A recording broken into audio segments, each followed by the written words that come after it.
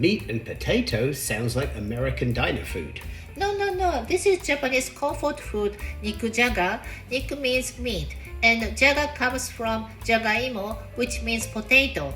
Got it. Meat and potatoes, Japanese style. Okay.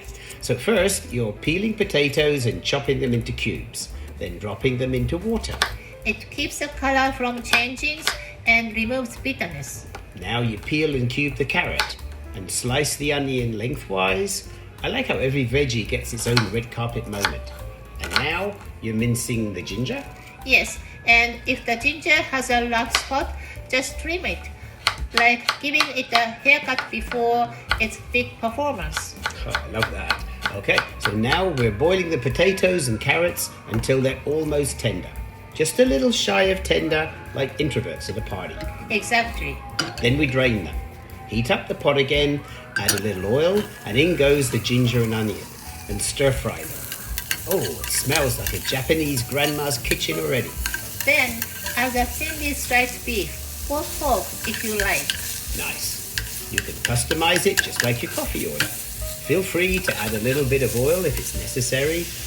Then go back to the potatoes and carrots, stir fry them a little bit, and you're adding 1 cup of water. And wait, what was that little pouch? Dashi packet. It's Japanese broth, instant flavor bomb. Oh, got it. Dashi is trendy. I've seen it in Brooklyn. Wow. It's handy and a convenient little guy.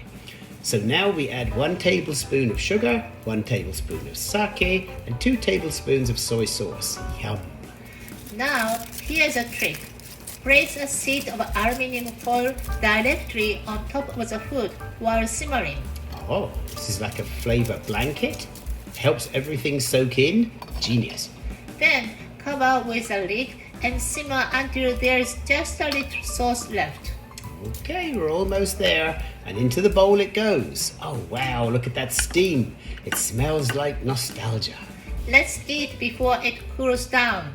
Itadakimasu. Love Japanese food? Let's make it easy at home. Hit subscribe, turn on notifications, and check out our website for more tips and recipes. If you enjoyed this video, give us a thumbs up and share it with your friends. Got questions or requests? Drop a comment. We love to hear from you. Stay hungry, stay curious. Happy cooking!